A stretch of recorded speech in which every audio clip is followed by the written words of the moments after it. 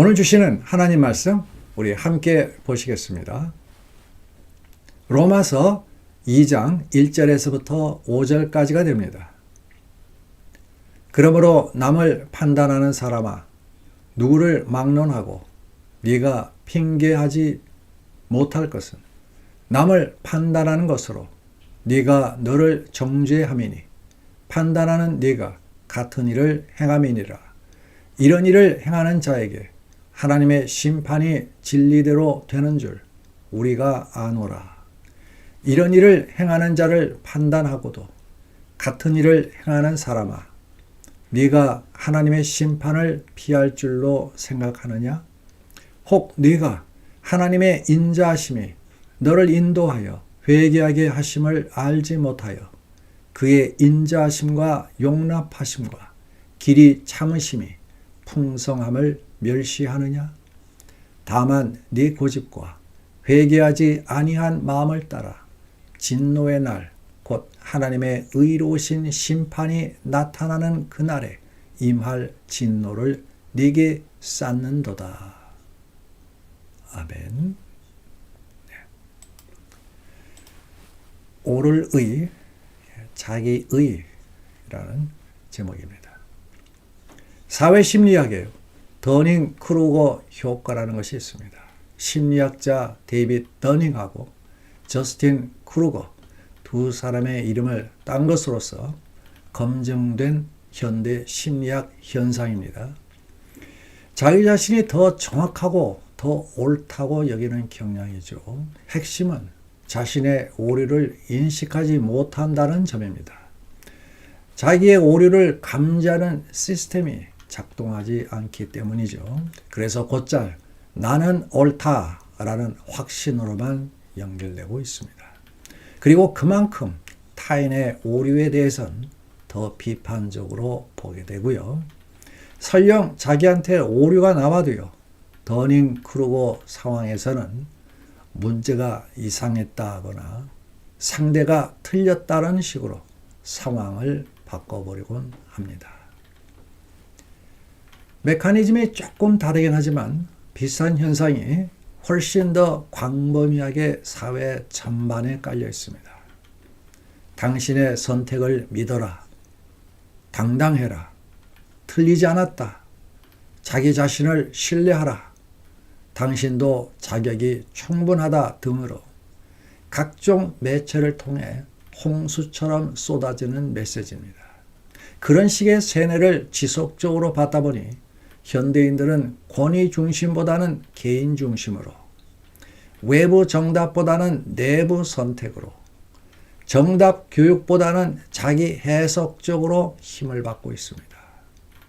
판단의 기준이 객관적인 외부에 의해서가 아니라 자기 실존의 감정적인 내부로만 이동하게 되는 현상이죠. 여기에서도 역시 사람들은 점점 더 자기가 옳다고 하는 흐름으로 나아가고 있습니다.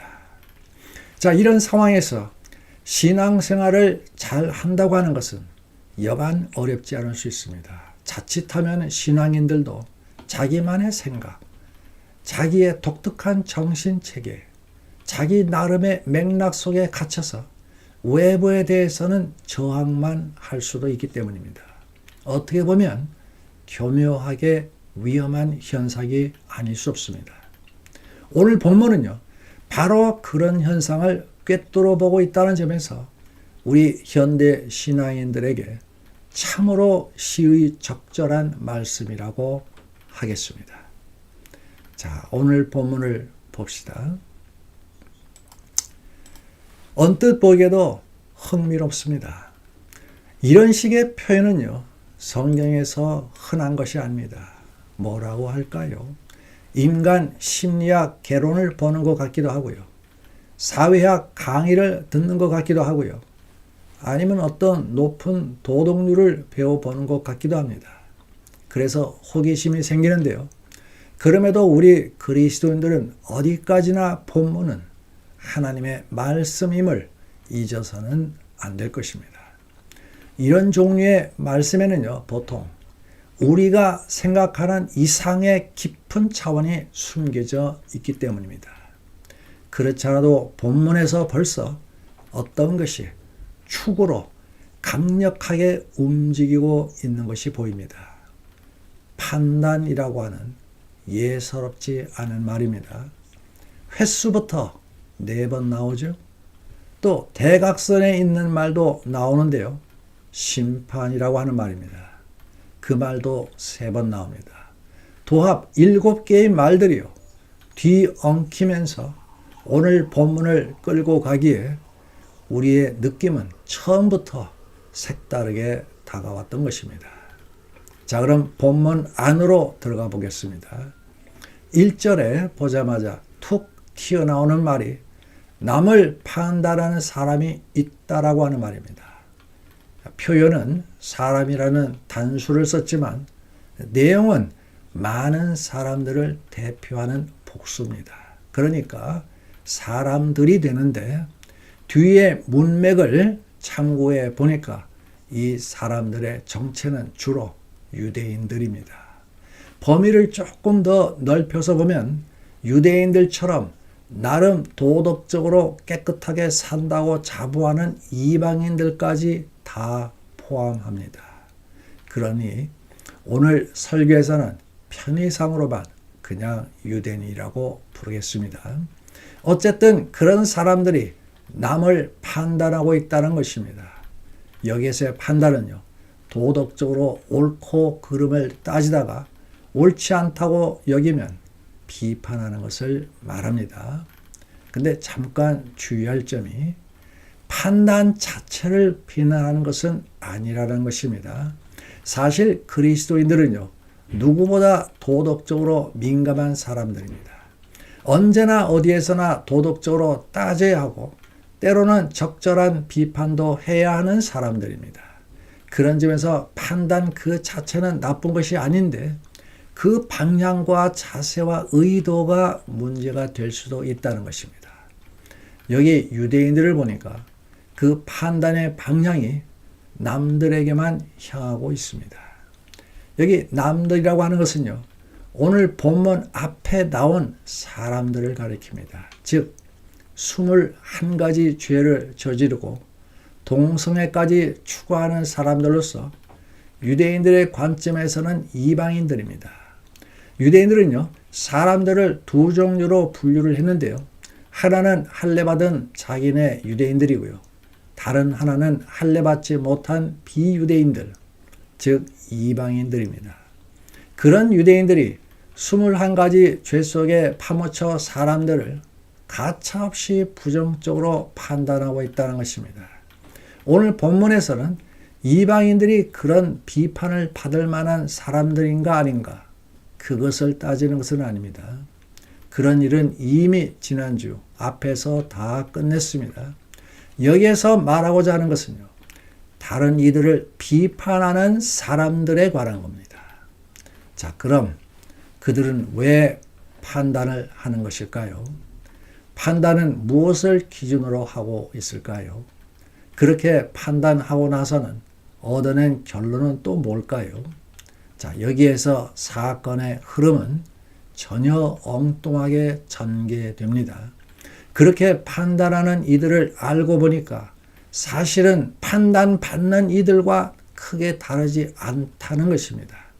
1절에 판단하는 네가 같은 일을 행하매니라. 그렇게 까발려 놓고는 그런 식의 판단을 하는 자들이 맞이하는 결과를 또 급히 꺼냅니다.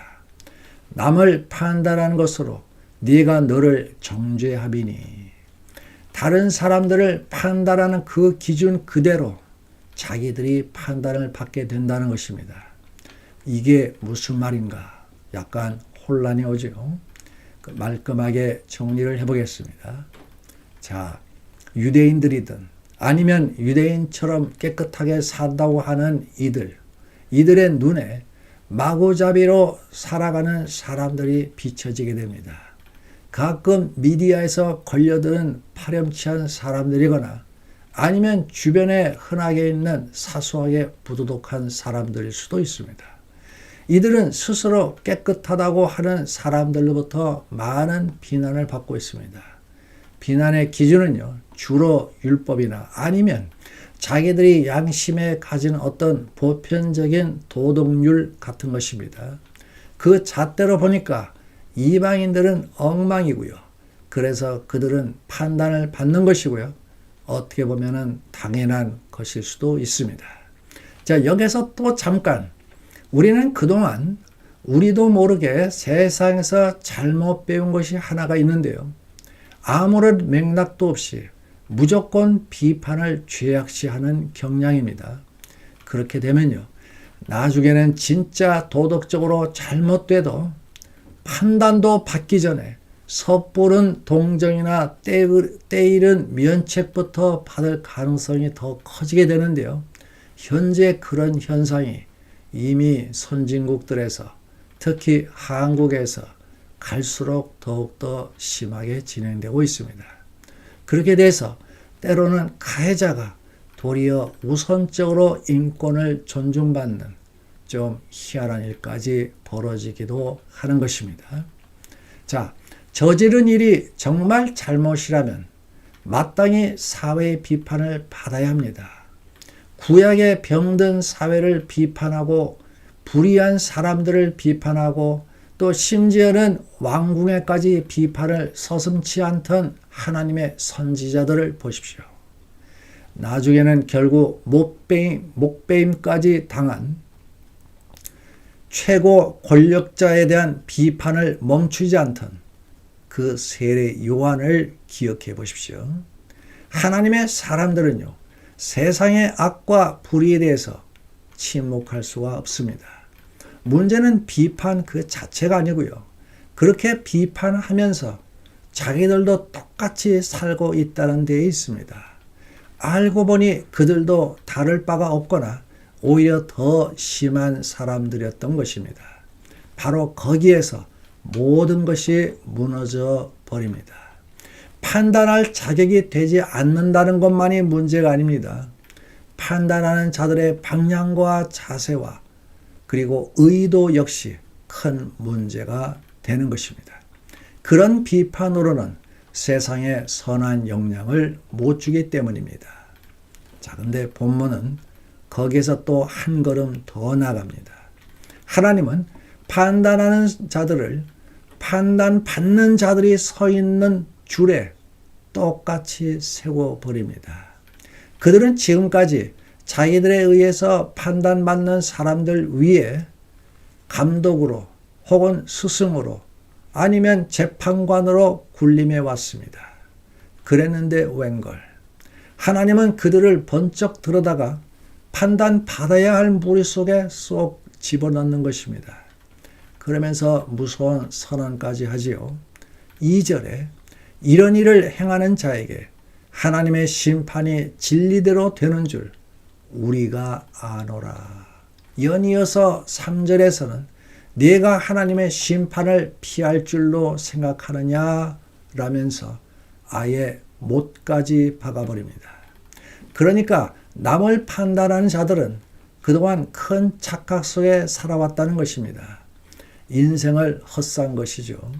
하나님의 심판이니 하늘의 천벌이니 하는 것들은 전부 이방인들에게만 해당되는 줄 알고 유대인들은 내심 안심했던 것입니다. 그런데 이제 와서 보니 그 벌이 고스란히 자기네 것이기도 하다는 것입니다. 남들을 비판했다는 거, 그거 하나 때문에 그러는 것이 아닙니다. 자기들도 똑같은 짓을 하고 있기 때문입니다. 우리는 이것을 봐야 합니다. 무엇이 그들을 그렇게 자신만만하게 살도록 만들었을까요? 자기는 옳다고 하는 자기 확신, 그거 아니겠습니까? 이것을요, 신학적으로 자기 의라고 부르고 있습니다. self-righteousness. 옳을 의로서, 즉 자기 옳음입니다. 이제 큰일 났습니다. 앞에 구절들에서 나온 대로요, 자타가 공인하는 도덕적으로 엉망인 자들, 즉 이방인들에 대한 심판은 당연한 것입니다. 그런데 자세히 알아보니까 이미 심판이 그 이방인들에게 미치고 있었던 것입니다. 물론 결정적인 최종 심판은 죽고 나서 있겠지요. 그렇지만 살아있는 동안에도요, 이미 심판은 그 엉망으로 사는 이방인들에게 부분적으로는 오고 있다는 것입니다. 그들이 지속적으로 죄의 수렁 속에서 더럽고 악하게 그리고 한심하게 죄를 생산해내면서 심지어는 다른 이들에게 동력까지 하는 그 현실 자체가 이미 심판이라는 것입니다. 네, 맞는 말이죠. 그런데 오늘 본문은 거기에서 또 방향을 틀어서 똑같은 논리를 나름 깨끗하게 산다고 하는 이들에게도 적용을 시켜버립니다. 그들도 사실은 그 이방인들의 그룹에 속하는 사람들이다. 정말 쇼킹할 말인데요. 결국은 충만한 자기의가 그런 쇼킹한 말까지 나오게 한 것이지요. 여기서 또 잠깐 우리는 도덕이라는 것이 뭔지를 또 좀 봐야 합니다. 물론 유대인들은 깨끗하게 살았던 것이 사실입니다. 율법대로 살려고 한 것도 사실입니다. 그것이 문제라는 것은 절대로 아닙니다. 순종하면서 말씀대로 율법대로 살아가는 것, 그게 왜 문제입니까? 아주 착한 것입니다. 칭찬받아 마땅한 것입니다. 문제는 그것이 외향에만 머물렀다는 데에 있습니다. 겉으로만 그렇게 했다는 것이죠. 속마음은 달랐다는 겁니다. 아니, 사람이 어떻게 겉다르고 속다를 수 있을까? 어린아이라면 그런 질문에 답을 못하겠지만 수십 년 인생을 살아본 어른이라면 비웃기만 할 뿐 답도 제대로 안 주겠죠. 왜? 너무 뻔하기 때문에. 사람이 겉과 속이 다르다고 하는 것은 정도의 차이만 있을 뿐 누구나 다 알고 있고 누구나 다 겪고 있는 사실 아닙니까? 본문은요, 직접 그런 말은 하지는 않지만 결국 그것을 말하고 있는 것입니다. 너희의 속을 보니 이방인들과 크게 다르지 않구나. 그러니 너희도 심판을 피할 수가 없어. 피할 줄 알고 있었지? 큰 착각이었어. 그럼에도 불구하고요, 정작 본인들은 거기에 수긍하지 않고 있다는 것입니다. 그럴 리가 없다는 거죠. 그 증거로요, 그들에게는 이방인들이 당하고 있는 그런 심판, 즉 죄 속에 파묻혀 사는 삶이 없다는 것이죠. 네, 어느 정도는 맞습니다. 유대인들은요, 이방인들처럼 대놓고 죄를 저지르거나 죄 파티를 열거나 매일 죄 속에 파묻혀 살지는 않습니다. 아마 누가 유대인 집에 들어가서요, 몇 달, 아니 몇 년을 같이 살아도요, 눈치채지 못할 겁니다. 겉으로는 말입니다. 다시 말하면 유대인들은 날마다 평온하게 살고 있었습니다. 분란도 없었고요, 싸움도 없었고요, 난리도 없었습니다. 경찰에게 조사당하는 일도 없었고요, 누구한테 불미스러운 일로 신고당하는 일도 없었고요, 이웃들에게 손가락질 당하는 일도 없었을 것입니다. 자녀들은 공부를 잘했고요, 부모는 책임감 있게 가정을 잘 지켰으며 가정은 늘 평화와 질서, 근면, 정의, 도덕, 정숙이 샘솟듯 흘러나왔을 겁니다. 아마 그들은 그것이야말로 하나님이 자기들을 사랑했고 승인했고 인정했다는 증거라고 확신했을 겁니다. 바로 거기에서 그들의 자신감은 더욱더 뿜어져 나온 것입니다. 자, 문제가 터지는 것이 바로 그 지점입니다. 4절에 보시면 혹 네가 하나님의 인자하심이, 유대인들에게 분명 하나님의 어떤 풍성한 인자하심은 있었다는 것입니다. 맞아요. 유대인들은 또한 그것을 톡톡하게 만끽했지요. 속이야 어떻든 겉으로는 도덕적으로 깨끗하게 살았던 것입니다. 그것으로도 하나님은 어느 정도의 인자를 베풀어 주신 것입니다. 이방인들은 반면에 속도 무너졌고 겉도 무너진 사람들 아닙니까? 근데 반면에 유대인들은요, 적어도 겉은 깨끗했기 때문에 하나님은 그 점만 보시고도 일단은 부분적인 심판을 미루어 주신 것입니다. 하나님이 그런 삶을 전폭적으로 지지해서가 아니죠. 그것을 지지한 것으로 착각한 것은 오직 유대인들 뿐이었습니다. 그런데 그 착각은 결코 오래 갈 수는 없을 것입니다.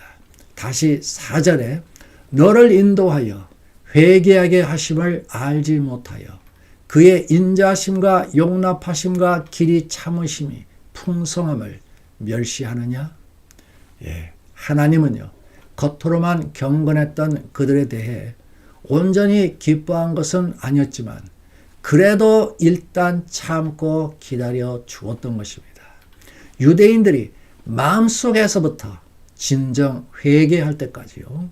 그래서 용납하심과 길이 참으심이라는 말이 나오는 것입니다. 그런데 만약 유대인들이 끝까지 회개하지 않으면 현 세상에서는 아니더라도 나중에 죽고 나서는 반드시 죄값을 치르게 된다는 것입니다. 어떤 면에서는요, 유대인들의 최후 운명이 더 불행해질 수도 있습니다. 이방인들이야 자타가 공인하는 죄인들 아닙니까? 자기들도 알고 남들도 압니다. 그래서 그런 죄 속에서 괴로워하다가 그 중에 일부는요, 하나님의 은혜로 말미암아서 더 이상 죄 속에서 뒹굴지를 못하고 복음에 의해서 완전히 변하기도 하는 것입니다. 그런데 유대인들의 경우는 죽을 때까지 자기들은 아무런 문제가 없다면서 자기들의 안정된 삶을 보아도 하나님의 인정을 받는 것이 아니냐면서 끝까지 안심하며 살다가 결국에는 걷잡을 수 없는 운명으로 떨어질 수도 있다는 것입니다. 회개할 모든 찬스를 다 놓친 채로요. 그것이 오늘 본문이 안타깝게 지적하는 것입니다. 정리하면 이렇게 됩니다. 오늘의 말씀은요, 유대인들 혹은 이방인들 중에서도 나름 도덕적으로 깨끗하게 살아가고 있어서 문제 없다고 여기는 자들에게 주는 아주 높은 차원의 경고인데요. 핵심은 자기의, 그게 문제입니다.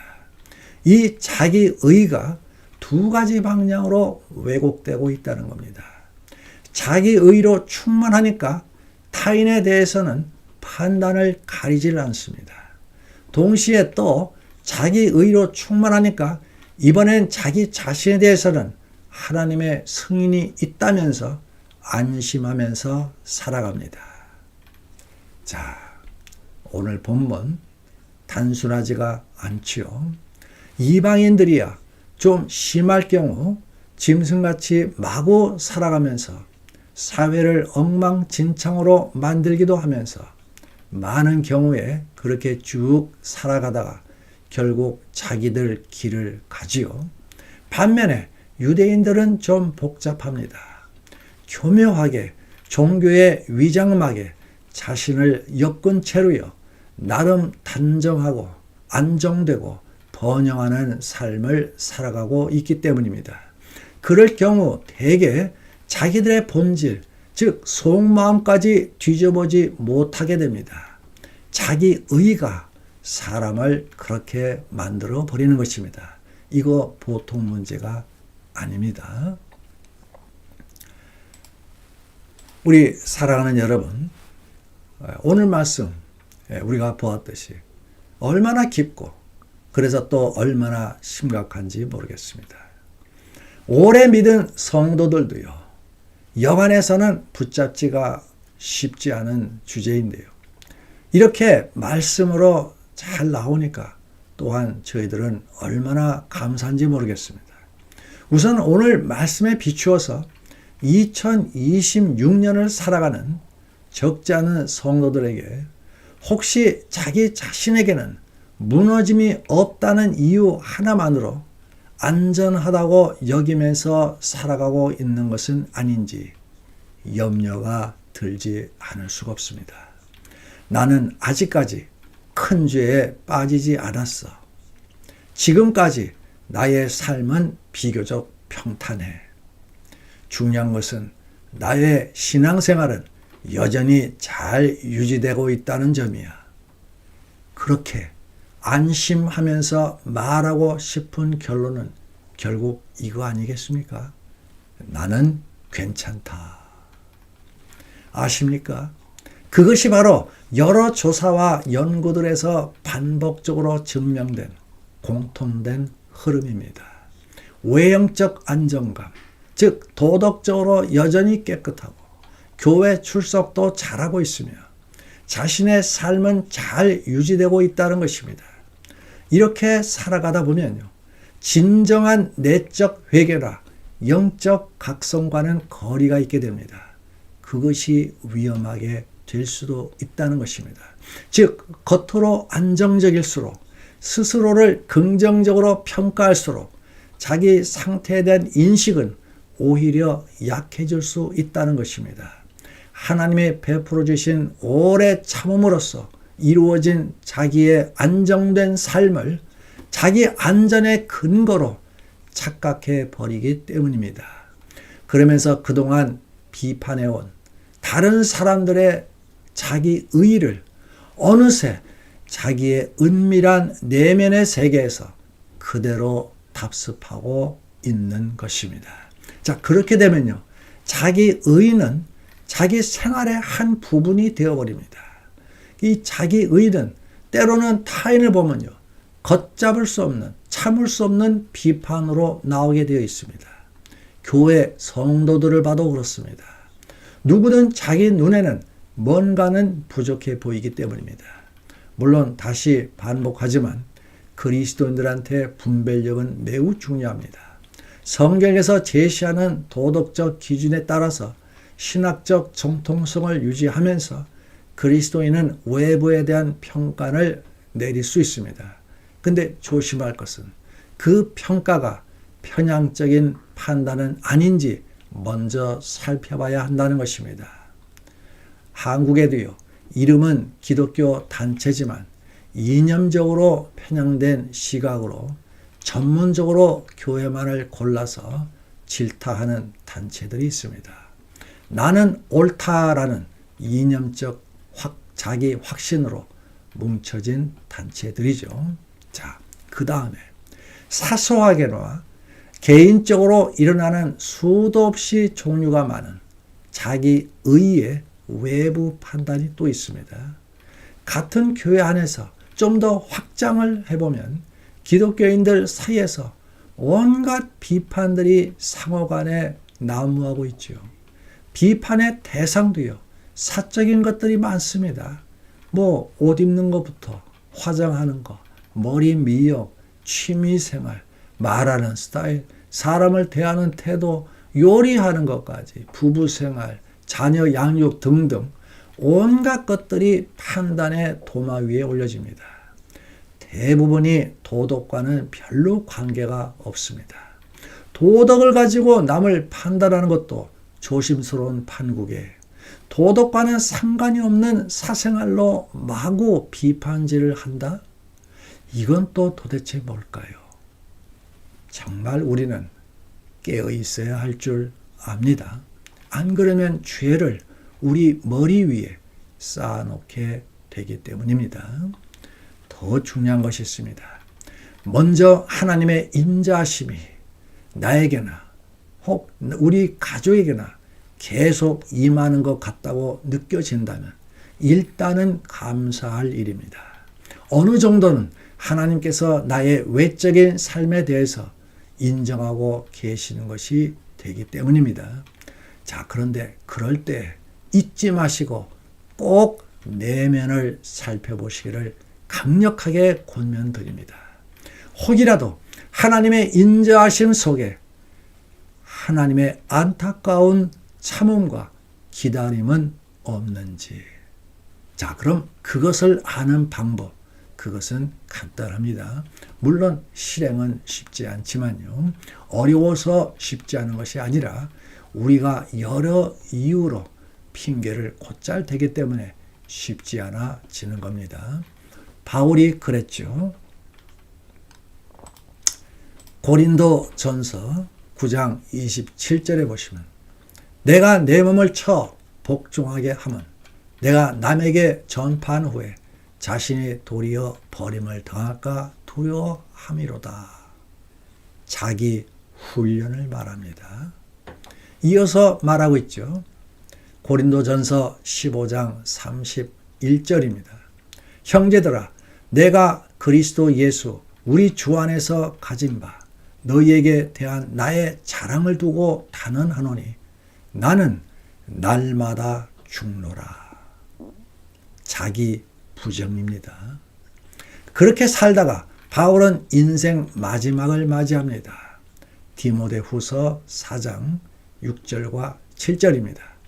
전제와 같이 내가 벌써 부어지고 나의 떠날 시각이 가까웠도다. 나는 선한 싸움을 싸우고 나의 달려갈 길을 마치고 믿음을 지켰으니 자신의 삶을 회고하면서 악의 세력과 타협하지 않았으며 자신에게 주어진 사명의 코스를 완주했고 시련 속에서도 하나님을 향한 신뢰를 놓지 않았다고 하는 고백입니다. 말을 조금 바꾸면요. 자기 인내라고 볼 수도 있습니다.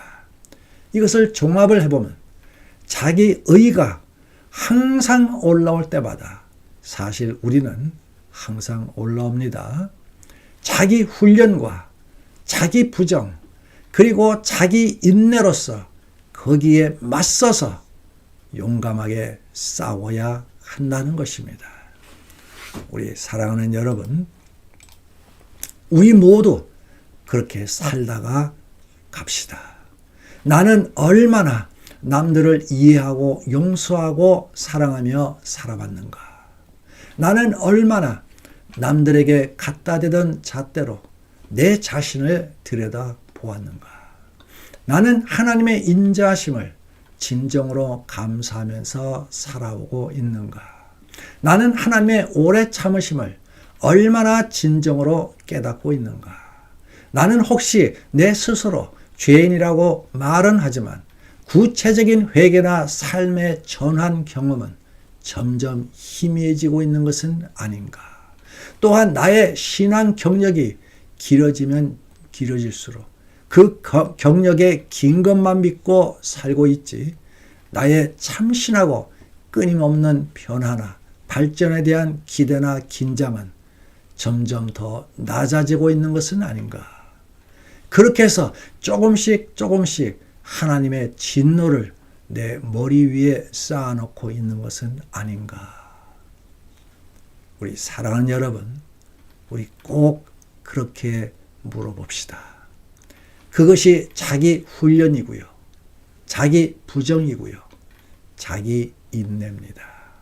이것은요, 오래 믿은 사람일수록 연세가 드실수록 여러 직분을 맡았던 사람일수록 더욱더 그래야 하는 것입니다.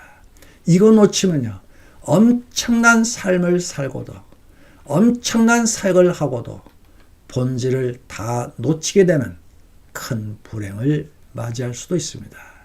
우리 사랑하는 여러분, 우리 모두 믿음의 선한 경주를 한 사람도 탈락 없이 끝까지 완주하게 되기를 간절히 축원드립니다.